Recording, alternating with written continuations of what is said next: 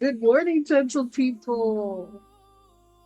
It is August 2026, and I know I've been away. I took the entire July off because I had some religious ceremonies to take care of.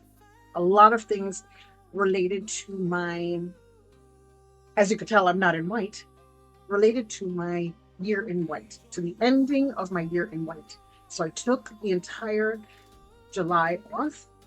And if you want to know more about my year in white, I'll leave the link in the description to those videos that I took about my year in white. But now, if it's your birthday, today is August 4th. Happy birthday! And let's get into this month's reading, okay? All right, let's see what comes out for you today on August 4th. What is the message for August 4th? There's the message. Oop, it popped out. There it is. The guinea fowl. The guinea fowl. Okay, so listen to what I'm going to say. You have a community around you. There is a community around you. Because guinea fowls travel in bunches. I don't know what the bunch is called, but they travel in bunches and they're loud. So the people who are around you might be loud, and you probably feel like you don't fit in this bunch of people. And that's probably because you don't quite fit.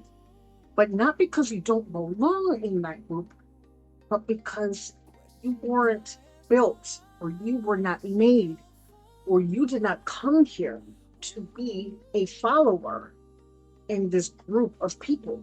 You, my darling, are a leader.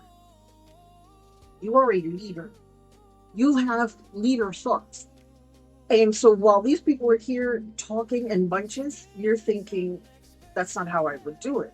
Now, you don't dare interject because you're much more, what's the word? You're more educated than that, but to interrupt and try to disrupt things and make things your way. But you're the one that has all them thoughts because you really are a leader. However, what you're not seeing clearly is your path to leadership. You're not really sure how to lead this bunch of people who are loud and boisterous and catty and very catty. Okay. Um, you're not seeing a clear path as to that leadership, but you are a leader. Are you to lead this group of people in particular? Maybe not. But it is because of this group of people that you are noticing that you are a leader because you would do things differently. You know how to lead them. You know how to take them down the right path. You're just not seeing, how do I do it? How can I get them to understand that I know what I'm talking about? So this is requiring of you some meditation, some study time, some time away from the group, which you probably already do. Because you see how they interact among themselves and you're not in agreement. And so you do spend time for yourself. But what you need to do now is find those who are going to instruct you. You need leadership training. You need skills training. Skills. And you might not even know what it is that you're called to do. You just know that you have different ideas. My suggestion is to you is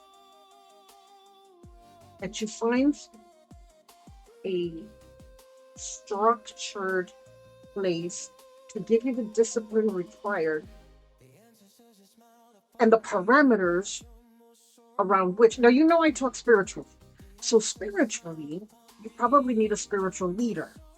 This could also be just a secular, Like you could just go to school, to college, to some type of vocational training. But because I speak about spiritual things, then I'm thinking you need a spiritual teacher. Do your research. Do your research.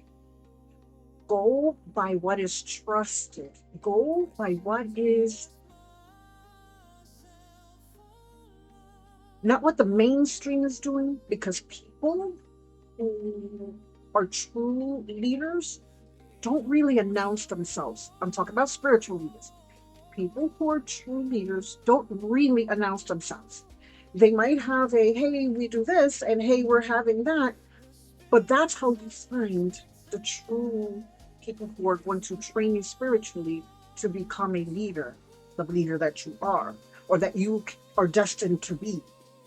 You need to investigate and speak with people, join groups, and see if you mesh, get regular readings.